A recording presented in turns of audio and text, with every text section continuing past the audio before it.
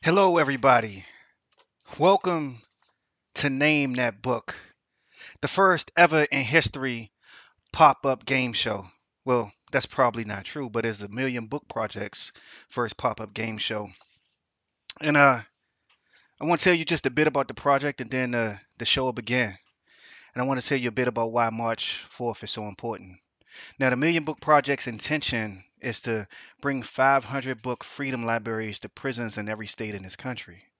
The purpose is to bring in these libraries with bookshelves to counter what prison does to the spirit. The purpose is to bring these books in not just for prisoners, but for correctional officers as well, for visitors, to make it a part of the landscape of incarceration, to remind us of why we need to eradicate what is really a scourge on our country. March 4th is particularly important to me. I got locked up when I was 16 years old, and I would do 8.5 years in prison for carjacking and robbery.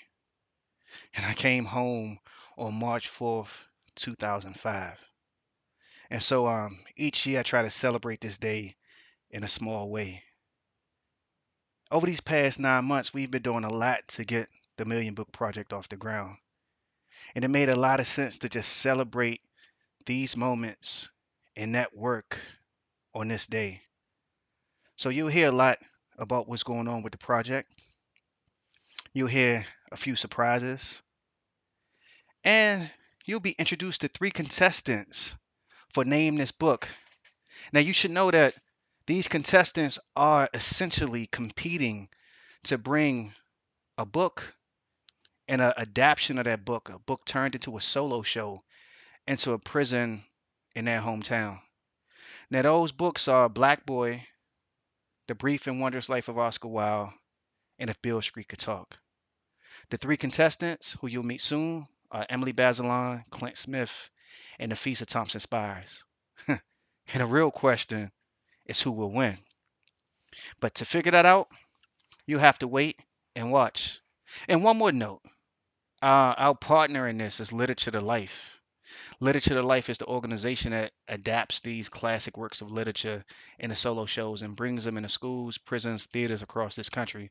We are thankful to be working with them, and you'll learn more about that work and really actually get a chance to. Oh, I'm not supposed to tell you anything else. All right, folks, enjoy. Thank you for coming. Uh, let's see how it goes.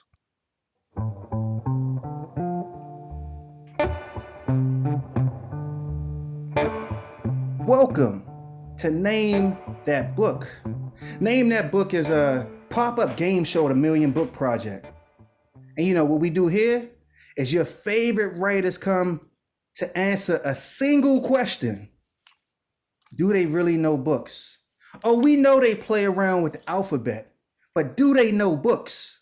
And today we have three award-winning writers: Emily Bazelon, the author of Charged; Clint Smith, the author of the forthcoming How the Word is Passed; and Nafisa Thompson Spires, the award-winning author of Heads of the Colored People. Now, we appreciate these folks coming not just because we're pre-recording this at 11 p.m. at night. No, we appreciate them coming because they know that this is a project meant to bring books into the lives of men, women, and children in prison. I should say that all three of our contestants do a whole bunch of super cool things independent of writing books, but today it's just about books. Thanks for coming. Are you guys ready? In that library will be wonderful authors like the three here, but you also have some writers from Literature to Life. Yourselves in a second. Let me tell the audience a little bit about today's prize. The Million Book Project is bringing a freedom library into prisons in every state in this country. But accompanying that library will be wonderful authors like the three here, but you also have some writers from Literature to Life and some actors and performers from the Literature to Life organization. They'll come and they'll bring to life three books. But the question is, will these writers get to choose what book gets to go in the prison of their choice and what performer? So as we go along, we'll reveal what those secret books are, and we'll give you a bit of taste of what the performers bring in when they come and they adapt these books into a solo show. You know what? I've talked too much. Let me introduce my friend Kenzie James. He's gonna rap to us for a minute, and I have no idea what he's talking about, but it might be the first book. I am too, but now the contestants know that. Is anybody else able to see it? They're gonna put a piece of paper up on their head and turn it around. And for the audience, so you know that we really taking it old school, I'm keeping score on the back of a white envelope as if they're playing spades.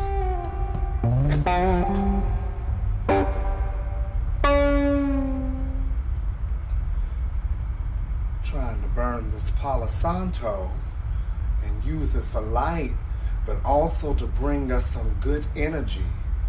Captain Ahab got us out here looking for. All right, cool. I understand that. I'm not going to edit it right now. I don't think we should. But bit his leg off. What sense does that make? We're going to get our food cells killed out. It says public. Everybody can see. Now we got the light burning good. I'm looking at it. What are we looking for? A big old white whale anyway. Oh, there you go. I'm getting out of here. All right, I got to tell you, on this first one, Emily was first to the gun. Then Nafisa and Clint is still thinking about it. That whale might have got homie. This way, toward me.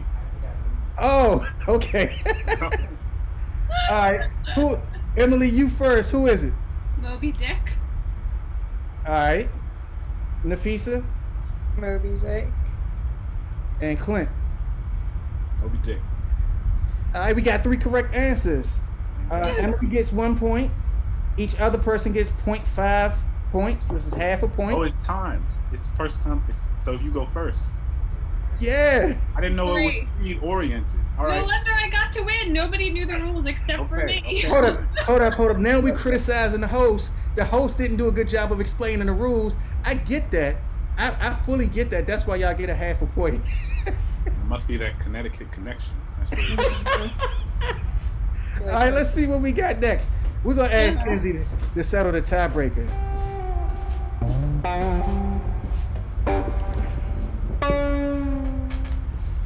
I have been frequently asked how I felt when I found myself in a free state. I have never been able to answer the question with any satisfaction to myself. It was a moment of the highest excitement I ever experienced. I suppose I felt as one may imagine the unarmed mariner to feel when he is rescued by a friendly man of war from the pursuit of a pirate. In writing to a dear friend, immediately after my arrival to New York, I said I felt like one who had escaped a den of hungry lions.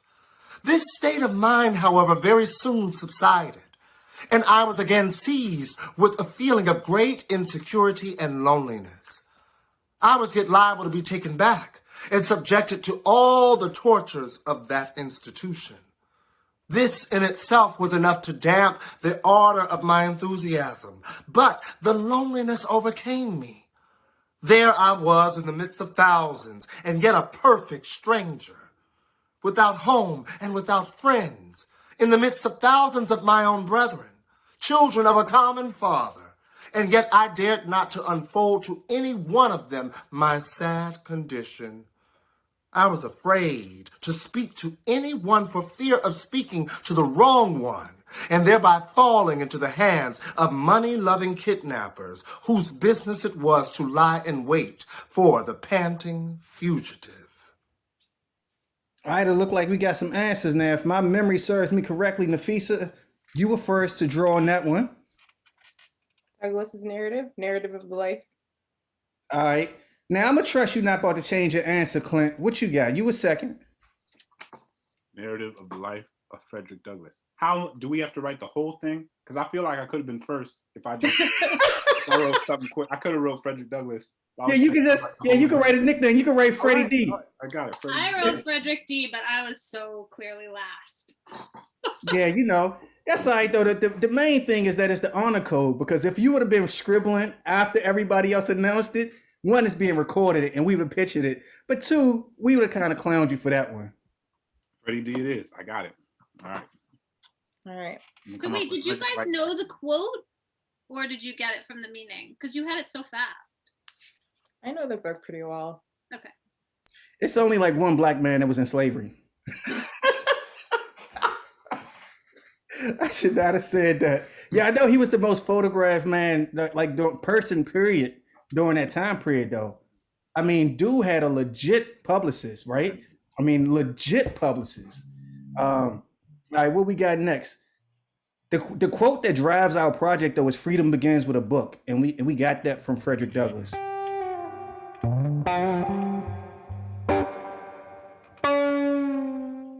So, yes, this is why I am in therapy on today. When I was a kid, my daddy got upset with me for lying. And he took me to the barber shop, made the barber put a gash in the middle of my head, and sent me to school so everybody could look at me and laugh at me and stare and do all of these mean things, okay? My name is Hector, not Hester, okay? And I never liked Hester. I never liked that girl. She got on my last nerves, but I did not like what they did to her. The way they marked her, made her walk around the town so the townspeople could be looking at her and laughing. Why would you do that to somebody? Huh? Time's up. I don't All get right, so- credit for my first one. I only I think you and Nafisa switched it up a little bit, but I switched. I wasn't all right. So watching let's see what you have now, Emily. Emily, what you got now? Scarlet Letter. Nafisa, what you got now? Scarlet Letter. And Clint, what you got? Scarlet Letter. I would like to note that I didn't scratch anything out. Gosh, I did change my answer. Sure, but you know, I I also would spelled like Scarlet to wrong. interrogate the point system here. I thought the gash in the head was Frankenstein. I will say that I think Clint has a point, and so Clint, I'm It's a going to good give you. lesson. What's the I'm lesson gonna we're get- trying to teach our children? I'm going to give you another half a point because you did wait, watch them mess up, and then correct your ideas. But no, all right, we at the first intermission.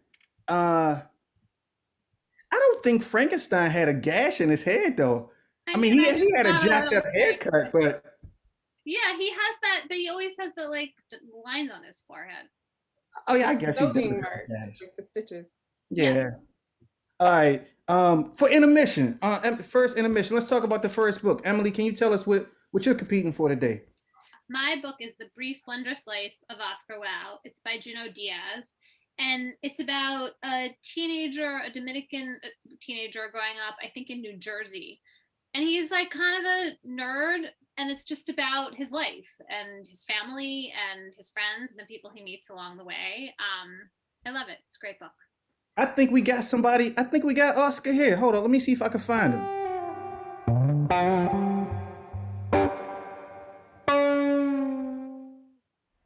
My point is, when her brother lapses into this killer depression at the end of sophomore year, drinks 2 bottles of 151 because some girl dissed him, almost killing himself and his sick mother in the process, who do you think steps up?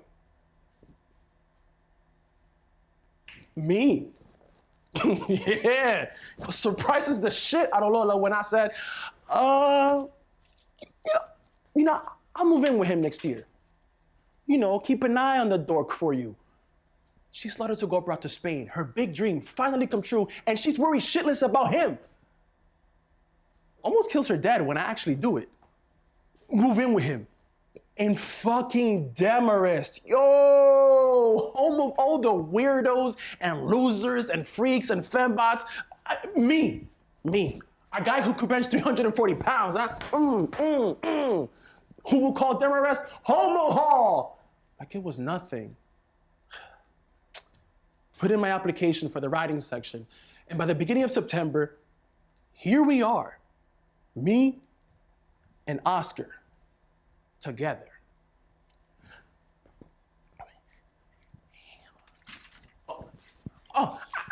Hail, dog of God.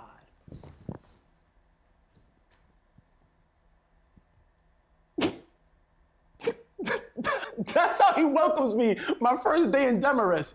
Oh, it took me a whole week before I figured out what the heck he actually meant. So, God, Domini, and dog, Canis. Canis, Hail Dominicanis. Yo, you can start the laugh track whenever you want. Look, to say I never in my life met a Dominican like him would be to put it mildly. He has the worst case of nototoitis I've ever seen. Dude weighs 307 pounds for fuck's sake, and talks like a Star Trek computer. Do you know what sign this fool put up on our dorm door? Speak, friend, and enter. Oh, and fucking Elvish. Please, don't ask me how I know that. Look, I try to give advice. I really do. Nothing too complicated. Like, yo, stop hollering at strange girls on the street. Huh? And don't bring up the beyonder any more than necessary. But does he listen? Of course not. Dude's impenetrable. Well, nothing else has any efficacy. I might as well be myself. Yeah, but yourself sucks. It is lamentably all I have. So this is what Emily's gonna bring to a prison. It was fascinating, though, as you imagine this guy turns this. So first you gotta know Juno had to get him permission to do this.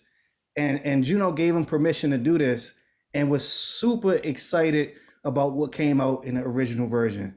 And what I find fantastic is like books are intimidating, especially Oscar Wilde. That joint got footnotes and it's more than 300 pages. But you see him on stage doing that and you think, oh, that's the book you put in my hands? Because he looked like my cousin. I'm not even Dominican and I recognize dude. And I know Elvish, just a little bit of Elvish. So that is what Emily's working to bring into a prison near you. By the scorecard, she's doing all right, but Clint is right behind her, and so is Nafisa. It's 2 to 2.5, with Nafisa and Clint tied at 2. And yeah, I gave Clint a bonus 0.5. I don't know if it was sexism or fairness. We're still working that one out. Y'all ready for round 2? I feel it, but yeah. All right, let's see what happens.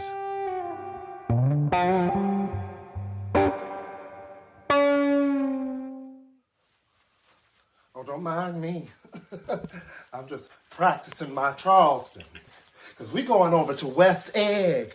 You know, West Egg. Over there at that big mansion that Tom and Daisy live in. Ooh, everybody will be there. All the who's who of all modern society. What? Meredith was killed in a car accident? Oh, I bet you Tom and Daisy know exactly what happened with that. All right, that was a cool round. Emily was first. What you got? Great Gatsby. Was Emily first? I Well, I thought put was it up and first. I took it down. Okay, Clint was first. You could be first. I wrote it in such a scribble, I didn't think it would be legible. Clint, did you say Great Gatsby? I did. That's just, Or Lean on Me? Oh. I wrote. All right. I only write in cursive because I learned in 3rd grade and then never went back to print. That's crazy because they don't even teach kids cursive no more. Nafisa, what you got? Or Great Gatsby. All right, I feel like Clint might be the Tom Brady of this game, you know? Some people gonna be wondering, how was the score rejiggered this way? Like, what happened? But it is looking exciting now. All right, let's see what's next.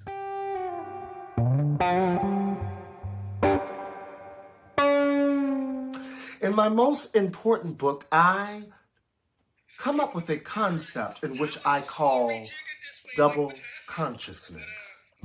Who was first? Nafisa. I thought Nafisa was first. Yeah, Nafisa, what you got? I just wrote Du Bois.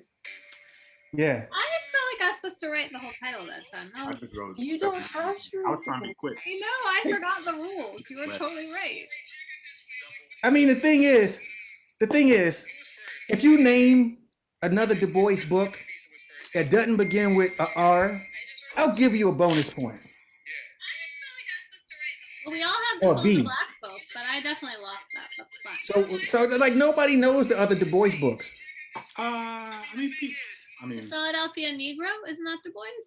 Don't. You're from Philadelphia, so I think that is like. I think that was like a homer question for you. I was gonna say Well, Black I still Reconstruction. knew it. Come on, like little. I don't think they published that as a book though. I think that was just his dissertation. Oh, okay. But I just know Souls of Black Folks and Black Reconstruction. And Black Yeah. Reconstruction is the book that I pretend like I read, like I give people as gifts, and then I let them tell me about it, and I'd be like, yeah, that's a good book, and they think I read it because I gave it to them. Are we recording this? Hey, listen, public, do not repeat what I just said. If I gave you a book, I definitely read that book. All right, it looked like we got one more in this round. Let's see what we got coming up. This is kind of getting intense now.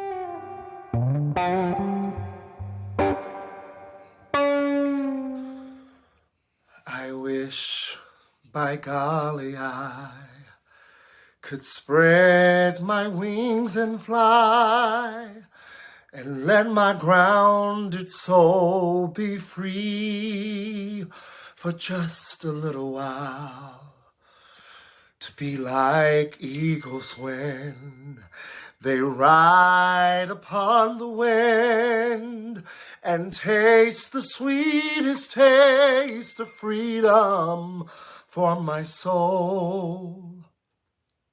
This song is called Free at Last. It comes from the Broadway musical Big River. It is sung by the character Jim, and Big River is an adaptation of this classic American novel. I would like to note that each of the other contestants took theirs down. Whereas Duly again, noted. I exhibited the patience necessary. Duly noted. Duly I'm noted. drawing. What would you say, Clint? Said my man Huck. You not gonna get your half a point? I want my half a point. I had Huck Finn, just something else. I know. Nafisa, Went you off not gonna in a get your half a different point? No, Huck Finn was the only Black book we had to read at my private school, and it was terrible. It was just the N word over and over and over. So Nafisa, how old? What grade was that? Maybe 10th. I went to a school where you couldn't say the word damn because the school board was offended by that, but nigger was no problem. So Ooh. in my I'm mad. school, I went to Quaker school, and there was Oh. you either read Huck Finn with the white English teacher, or you read Black Boy with the black English teacher, and I read Black Boy, which I totally loved, and have like never actually read all of Huck Finn as a result. Hmm. And I feel like that's actually like a really good trait. Like, I don't know, it just seems like it was controversial at the time, but now I feel like I think I kind of read the better book. I don't know. Yeah, you read the better book. The problem is everybody who read Huck Finn, and that's one of those books that you have to have the best teacher on the planet to make it not traumatizing. Are they I still had. reading books in Go ahead. school? Hmm? Are kids still being taught Huck Finn? Very not much at all. They have In an college. edited version now where he's just Jim. But I think, don't you feel, well, I don't, maybe Nafisa, you know this better. My sense is that it actually, even that is kind of disappearing, but I There could was be. a big pushback against it because it's revisionist history. So Yeah, I guess Yeah. I'm not sure why we're so attached to it. Like, what the big, I mean, it's not not like I the think it's, best Twain by any means. yeah, My son read the Puddin' book this year. No, he read The Twain Prince had and the both Pauper. things The up. Prince and the Pauper I liked as a kid. I haven't No, read it but Twain was getting money though. Twain, this cat had like a telephone system within his house. And what's wild is he was getting money writing books when nobody was making money writing books. I mean, I find that insane. You know, like Mark Twain is the original capitalist. He said, "What? Civil War? Man, shit. I'm gonna go write me some books. I'm moving up north. I hear they got rivers and trees and whiskey. I'm gone." So I think like Twain is wild, and he was trying to write popular books and telling jokes in a time in which it seemed low rent. You know, it didn't seem like literature. That's the other thing that's compelling about Twain. And he makes us ask that question. I had some students read a Robert Hayton poem that had the word nigga in it. And I was like, what made you feel uncomfortable about that? And the kid was like, well, you know, I just wasn't going to read that poem, that word. And I said, who else felt uncomfortable? And everybody raised their hand, right? And then me and the little black girl started laughing. And it was like so communal, right? It felt like neither one of us had ever been in a room where everybody else felt uncomfortable and had to admit it, you know. And we was like joyous. She was like, what you bringing tomorrow? You know, she was like, I like these poems you bring. And so I think it could be done in a way that forces people to ask questions that they don't ask about the way in which we embody racism. I should say at first. I think like you said though, you'd have to have such a good teacher now because the kids are, I don't know, I think it would be hard. Like watching my teenager, I think it'd be hard. Kenzie said at first one take was, oh yeah, this that book where that black slave dude, his best friend was the white racist kid. All right, let's see what's next. We almost we at the second in the mission. Let's go to Nafisa. I'm picking Black Boy because I'm going through a period of trying to read all of Wright's body of work, and I just finished Uncle Tom's Children. And so Black Boy is important to me because my husband taught a whole Wright course, and it was so traumatizing he's never taught it again. But I feel like it's time for me to finally face Wright, and that a lot of people would be seriously interested and influenced by and be able to relate to Black Boy in particular. And it's also really funny. And you know the wild thing about Black Boy and about Richard Wright, which I find devastating, is he died when he was 52. Like I'm 40, and you know, I think about that, and it's just like heartbreaking. I was telling somebody on Facebook how much I love Wright's work, and they sent me a first edition of Black Boy. That's why when people say they hate Facebook, I'd be like, I got that first edition of Black Boy. I think I might have to deal with the possible overthrow of democracy for that one. Don't tell anybody you have that first edition. That's like you put burglar bars on your windows. Maybe. Oh shit, I was lying. I don't have the first edition of Black Boy. You know we writers though, when you think somebody's gonna steal your book from you, like that is so real. Hey, let's see what Tarantino did with Black Boy though. I think it'd be cool to watch this one.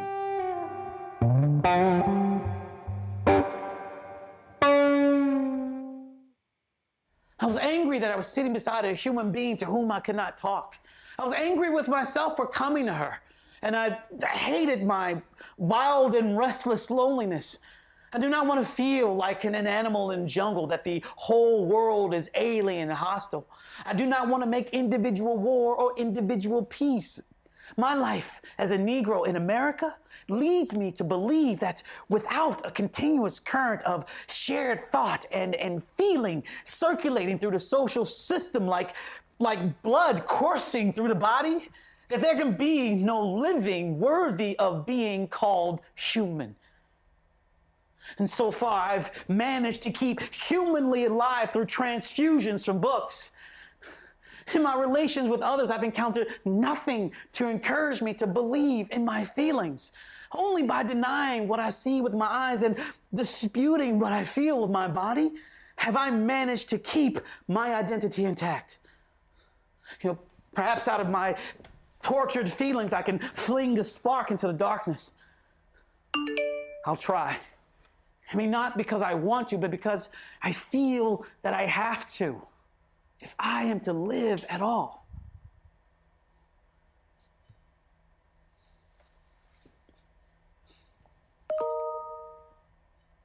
I sit alone in my narrow room, watching the sun sink slowly into the chilly May sky.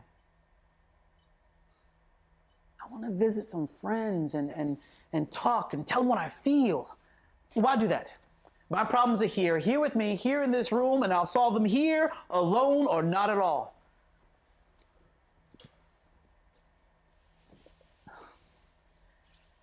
If they frighten me, I don't want to face them.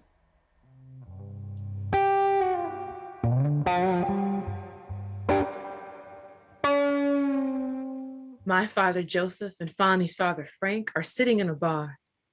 They are both grown men approaching 50, and they are both in terrible trouble. Neither of them look it. Joseph, my father, is much darker than Frank. Black, deep-set, hooded eyes, stern, still, a forehead in which one vein beats leftward, a forehead so high it can make you think of cathedrals. Frank is lighter, thinner. I don't think you can describe my father as handsome, but you can describe Frank that way. I don't mean to be putting him down when I say that, because that face has paid and is paying a dreadful price. People make you pay for the way you look, which is also the way you think you look. And what time writes in a human face is the record of that collision. Joseph stares at Frank in silence and forces Frank to raise his eyes. What we going to do? Well, the first thing we got to do is to stop blaming each other and stop blaming ourselves. If we can't do that, man, we'll never get the boy out, because we'll be so fucked up. And we cannot fuck up now, baby. I know you hear where I'm coming from. Man, what we going to do about the money? You ever have any money? You ever have any money? No. Why are you worried about it now? You raised them somehow, didn't you? You fed them somehow, didn't you? If we start to worry about the money now, man, we're going to be fucked and we're going to lose our children. That white man, baby, and may his balls shrivel and his asshole rot. He want you to be worried about the money. That's his whole game. But if we got to where we are without money, we can get further. I ain't worried about their money. They ain't got no right to it anyhow. They stole it from us. They ain't never met nobody they didn't lie to and steal from. Well, I can steal too, shit. And rob. How you think I raised my daughters? What you think is going to happen? What we make happen. That's easy to say. Not if you mean it.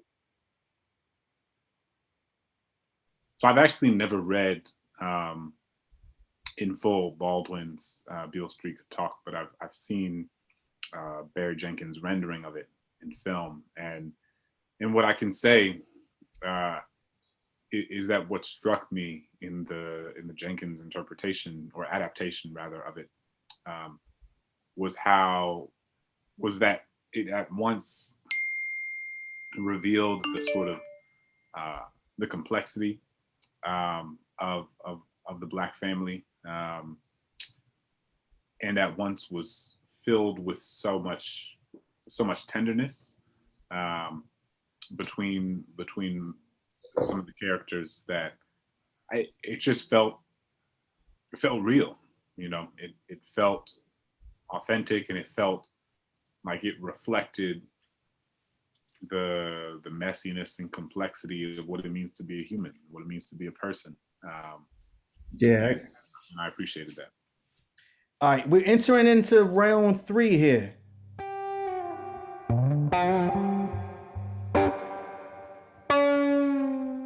I want to thank you all for coming in, Bennett family.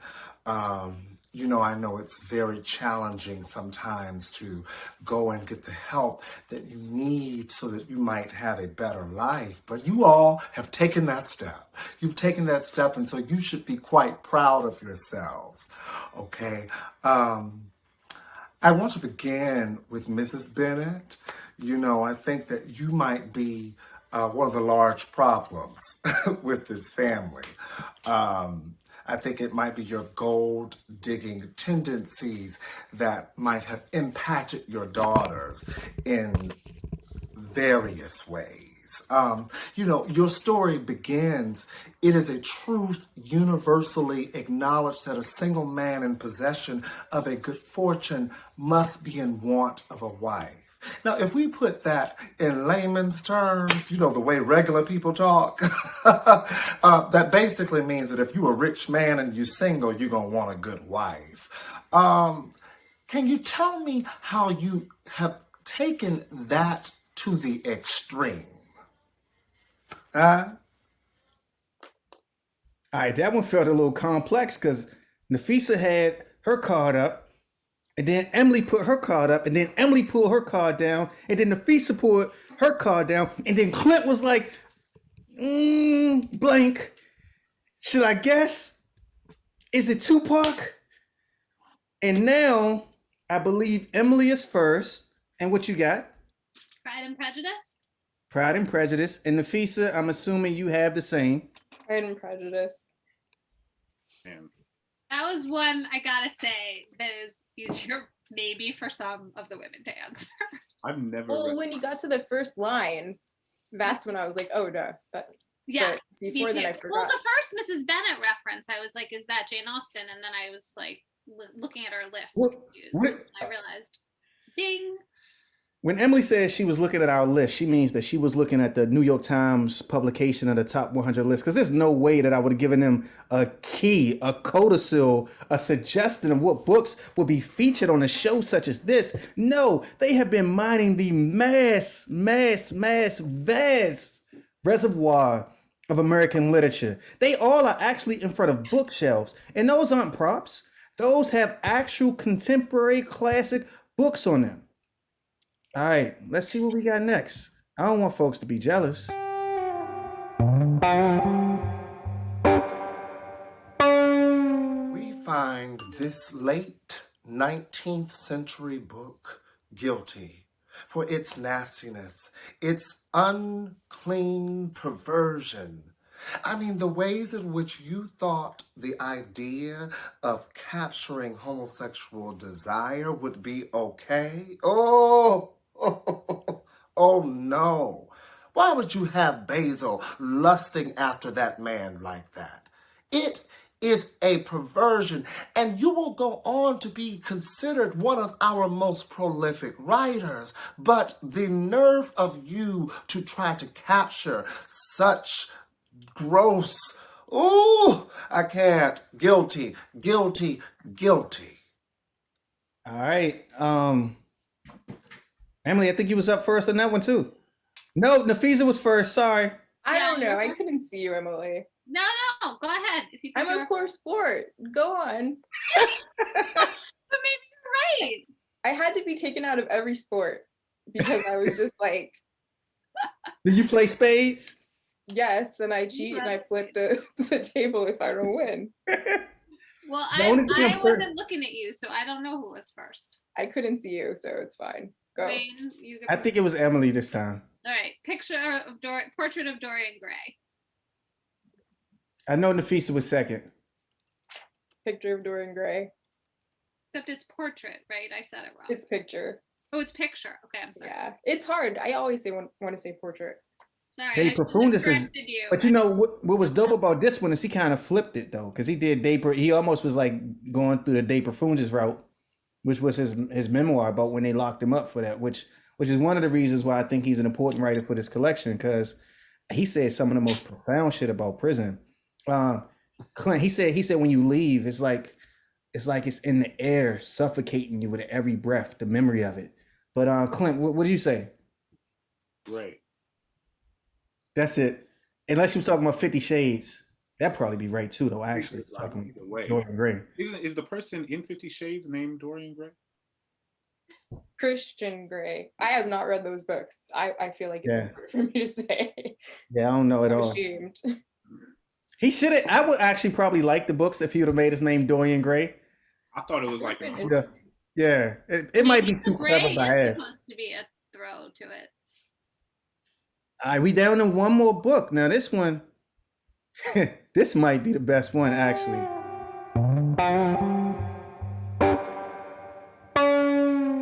All right, Zora, you can let yourself out. I know in the morning my head's gonna be hurting and throbbing because you had us out there drinking all night long.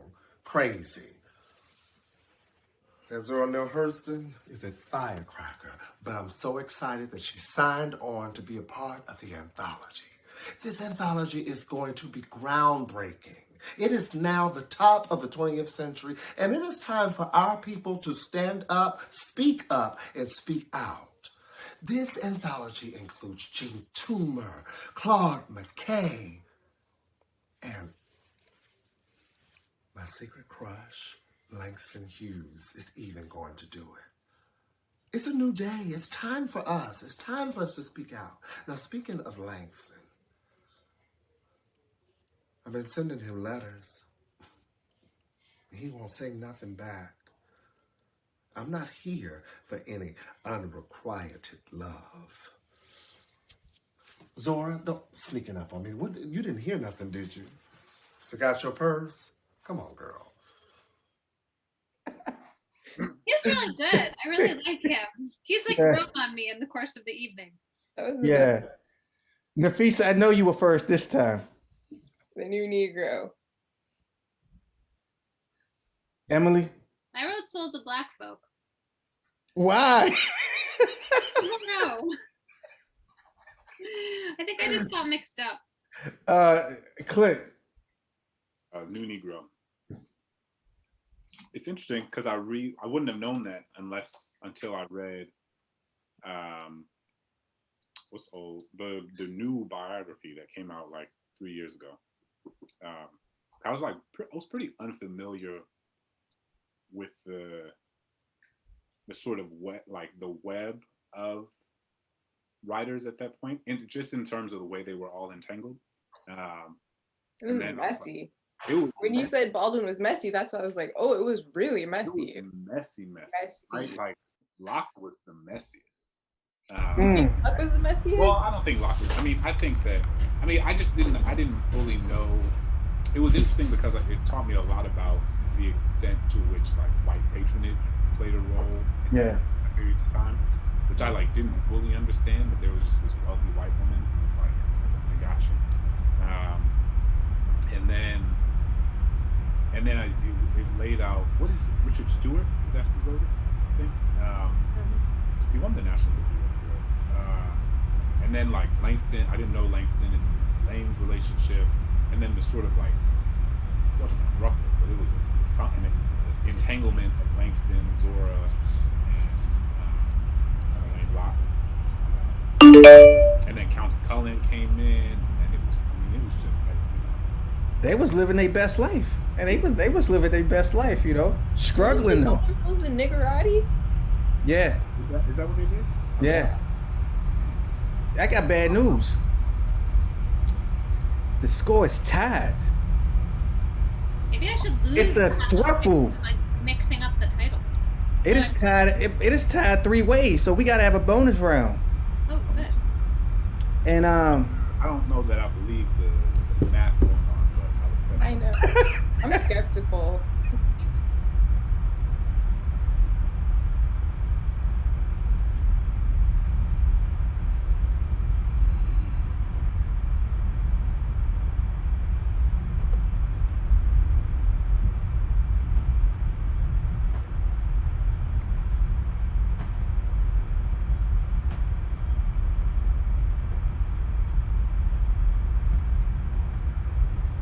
And there you have it, folks. And I'm back. Now we've been doing Name This Book. I want to ask you to name who I've returned as. You got it. I'm back as D'Angelo. Maybe that wasn't as funny as I thought it was. I surely don't have D'Angelo's voice. I'm going to say a few things about why today is important. But first, you're probably wondering who was the winner. That bonus round, it stretched out.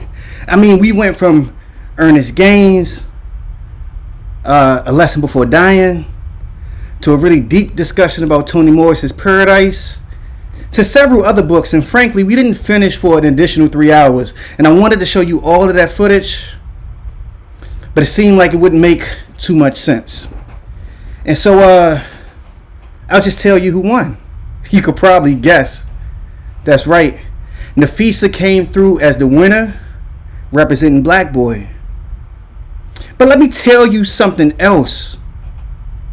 And then I'm going to make a statement that I probably shouldn't make, but I can't help it. But let me tell you something else, though. We got some anonymous donors that made sure that Oscar Wilde, Black Boy, and If Beale Street Could Talk will be brought into prisons, both the books and these performances. And what I want to say about the donors is that these men, these women, have all done time in prison.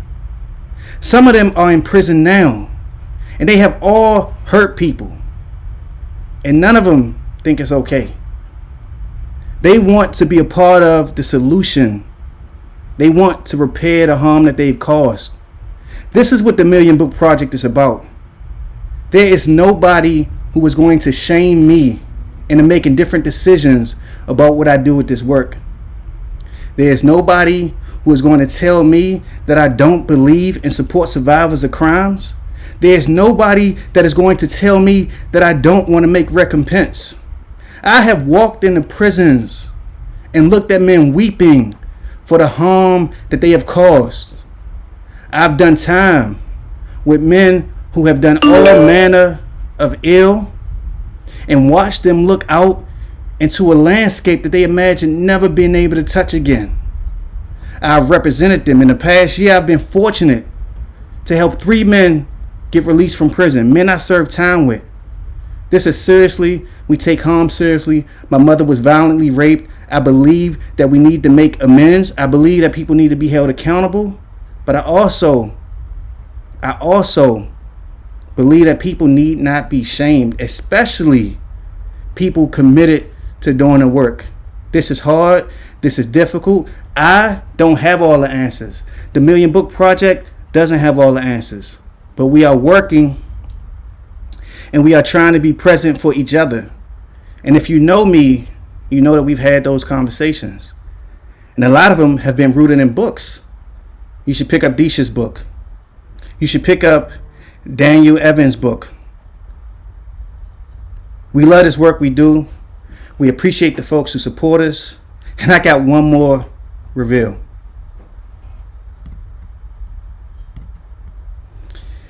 This is the Freedom Suite. I got locked up when I was 16 years old, and today marks my 16th year of freedom. I started a publishing company called Fetz, Juvie, and Luke. The company is named after the 3 friends I got out of prison over the past 12 months. Juvie came home in May 2020, and he died in December 2020. And the idea behind this company is to celebrate the lives that we're all trying to live, and really to celebrate the memory of my homeboy, and to do it through literature. And so we're publishing Heart of Darkness, Mrs. Dalloway, Great Expectations, Dubliners, Pride and Prejudice, The Scarlet Letter, The New Negro, Moby Dick, The Portrait, The Picture of Dorian Gray, The Great Gatsby, Pride and Prejudice, Middlemarch, Frankenstein, The Souls of Black Folks, Huckleberry Finn, and The Narrative of the Life of Frederick Douglass. And these new texts will be accompanied by contemporary introductions written in the form of letters.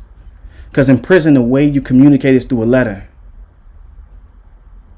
Marlon James is writing about Pride and Prejudice. George Saunders is writing about Dubliners. Nafissa's writing about The Portrait of Dorian Gray. And we have other writers and other reveals. And yes, Keese is writing about Huck Finn. Kiese Lemon. Look, I thank you guys for coming. This has been a wonderful opportunity for me to share some of this work for you. I should just announce this right now. Daniel Sered has always been going to be one of our literary ambassadors. But I think it's important to make the announcement right now, today, because her work is significant. Her work around restorative justice is significant. And like we welcome her to the fold. You go to our website, millionbookproject.org. You'll see our other literary ambassadors. If you are a writer, hit us up. We love to have more people involved. And then the credits. The Brief Wondrous Life of Oscar Wilde by Junot Diaz, performed by Kelvin Grulin. adapted and directed by Elise Doran, filmed by Nera Garber. If Beale Street Could Talk by James Baldwin, performed by Cheney Waits, adapted and directed by Elise Doran. Black Boy by Richard Wright, performed by Tarantino Smith, adapted and directed by Wynn Hammond, filmed by Nera Garber. Original sketches for Name That Book, written, directed, and performed by Kenzie James. Thanks to Adam Bohannon, book designer, to the Andrew W. Mellon Foundation for believing in his work and supporting it, and for Literature to Life. Thank you, folks.